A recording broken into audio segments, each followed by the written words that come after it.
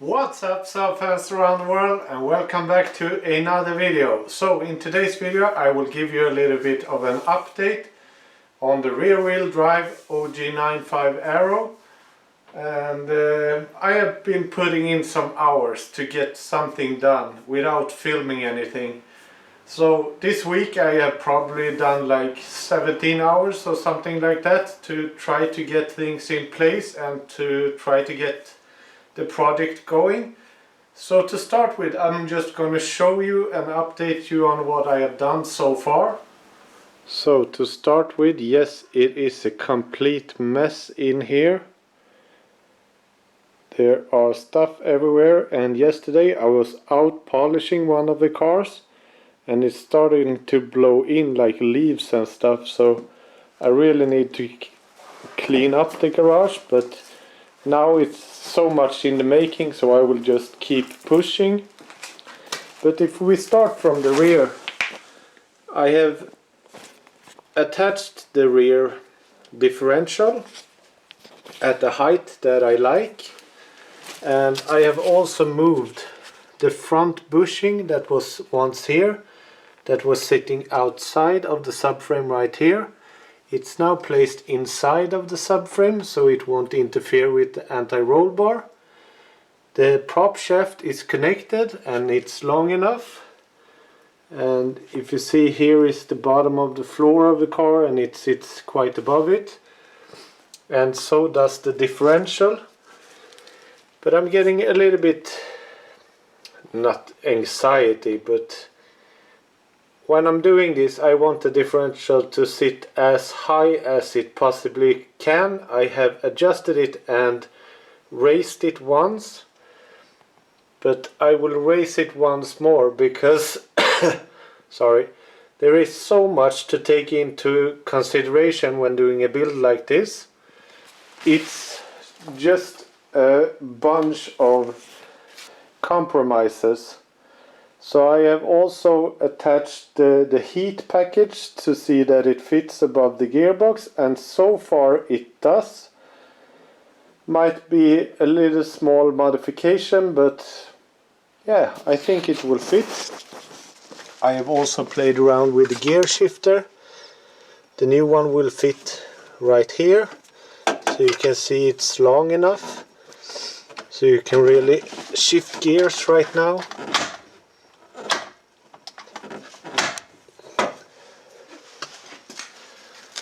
And it sits where it should sit later also. We're just gonna twist it a little bit, but I have cut out some more, and I have also attached the gearbox with a bracket underneath, so now it sits really sturdy and it sits on bushings. And I have started to cut into this sheet metal, and it's 5 millimeters thick, so it's really thick, and it just eats these discs, the cutting discs. And I have managed to do the first like mock-up of an engine mount. So this is just tack welded in, and it looks a little something like this.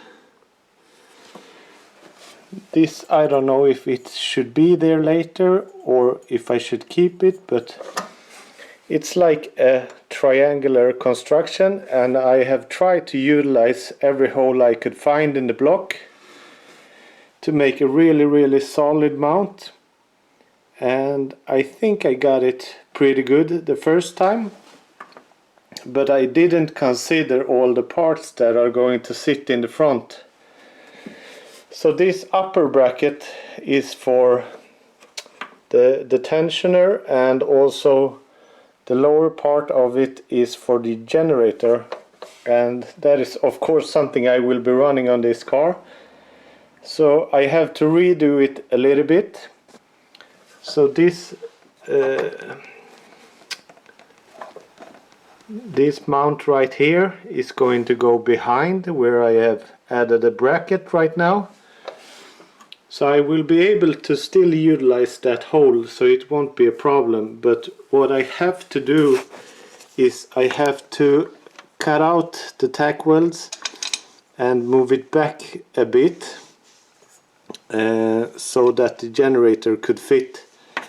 And when I did a cleanup of the garage, I throw away the middle axle, and on the middle axle there is the lower bracket for the generator that should sit right here in these bolt holes. So I threw that away, which was really stupid, but I had to clean up the garage to get like the build going.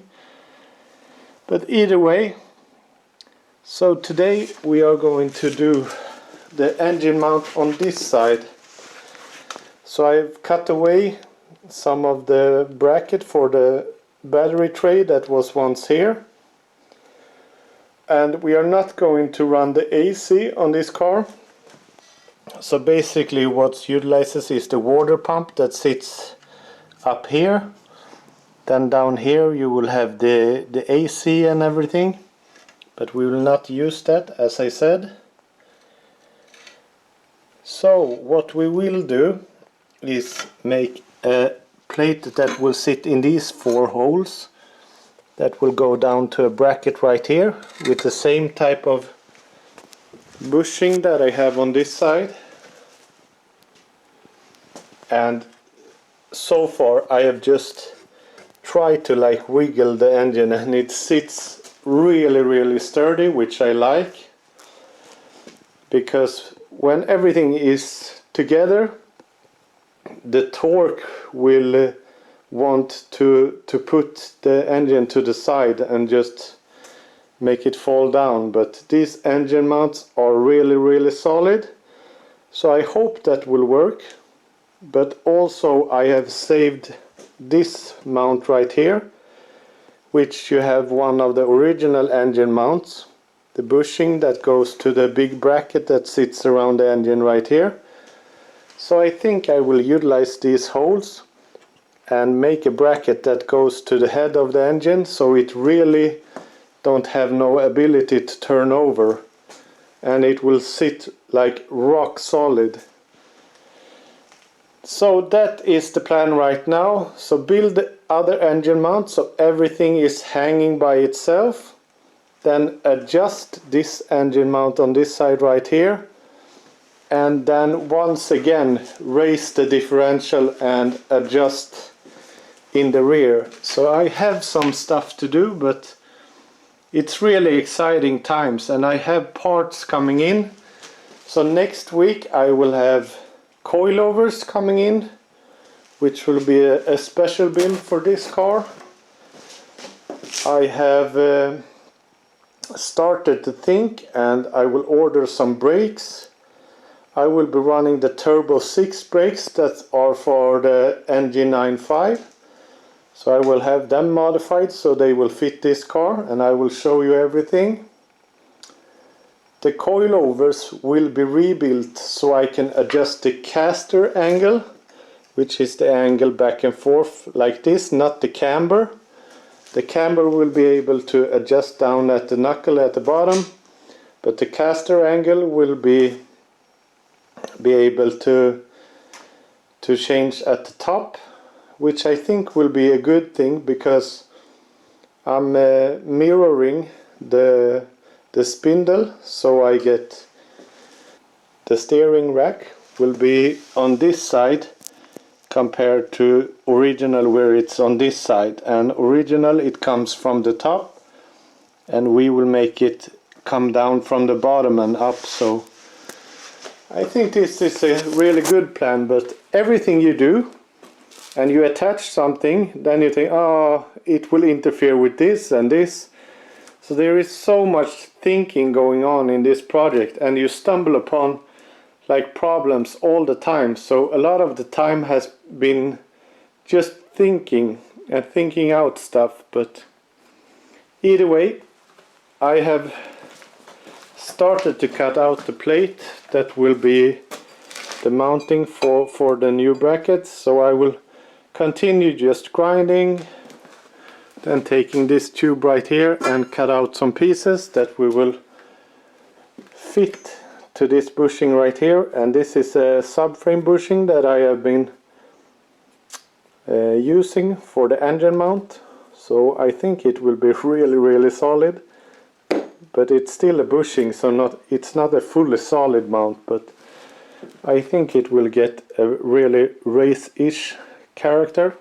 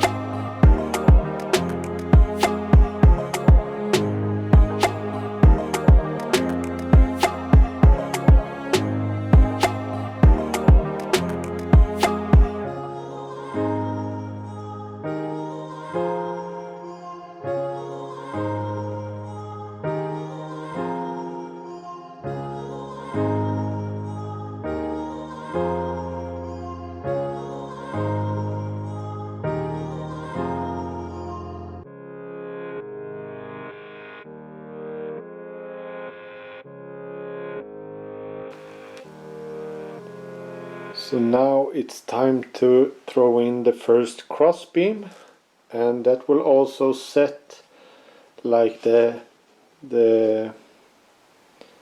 degree the engine is tilting, and we want it leveled. And the car isn't leveled because the floor in the garage isn't leveled, so I have taken the subframe as the 0 point, and you can see that it's not like super straight. So I try to get the same at the engine, somewhat at least, for the bubble. I think this will be good. So now we will measure and throw in the first beam, and I will try to do somewhat the same. I don't think we will fit the same construction on this side, but we will try to get this like triangular design, where we have one beam going from like here straight over, and then one beam going from here and connect to it. So we will see.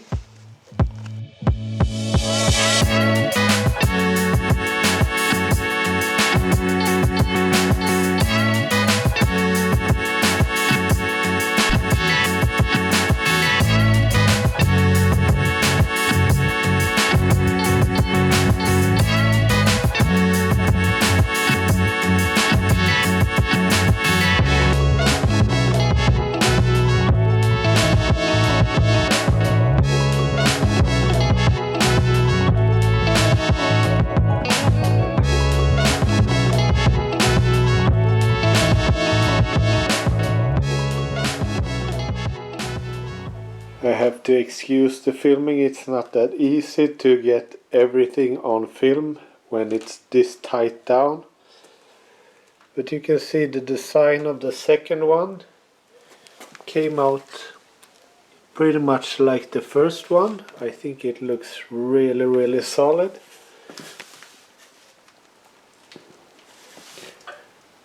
The left one has a bigger like split to it, but I think this will be so sturdy. So producing around 600 horsepower is the aim, and I think this will really keep it in place. It is so solid now, it's just tack welded in place, but you could definitely not like move it. So it sits like an airplane right now, which fits the brand of the car quite well. So I'm super hyped to continue with everything, because next up right now is, as I said in the beginning, adjust this a little bit so the generator will fit, and then I will continue with just disassembling everything and fully weld everything outside of the car. And I will also adjust the last pieces of the rear differential so it sits as high as possible and connected to the prop shaft. Then make all the extra, because right now it's just tack welded in a couple of places. So this will be fully welded, and then there will be more reinforcements so it will sit really sturdy. So I will do that, all of that off camera, because it's not like giving anything back. What I will do next time when I will be filming is probably fixing the gear selector and the short shifter, attach that to the car, make sure everything works. Then it will be time to start to weld a cover above, and maybe start to throw in some interior pieces so it gets a little bit more complete inside. That would be really awesome for the motivation to have everything back where it should sit. And then of course we will be installing the steering rack and also build the oil pan, because this is going to be redesigned. So this is a front sump, you can call it. I will run a rear sump, so the lower part will be at the back and it will not be as low as this one is right here, because that would scrape pretty bad. So my aim is to have it just as low as the gearbox is, maybe a tiny bit lower, but aim for approximately where the gearbox is will be really good, I think. And I will also baffle the oil pan out to the sides, because we have the space, so we will be able to carry some extra oil. And this side, then we will be making the exhaust manifold and try to make a nice downpipe to go down in between everything. And we will also have the steering rack going up here. The oil filter might be a little bit in the way, but we will see. I will try to figure that out like the coming days or weeks. But this is huge progress just to have the engine in and engine hanging by itself. So that's it for this video, guys. If you have any questions, please leave a comment down below. Otherwise, subscribe to the channel, it means a lot to me. And we are closing into 14,000 subscribers, which is amazing. So keep them subscriptions coming, and I will see you in the next one. Bye.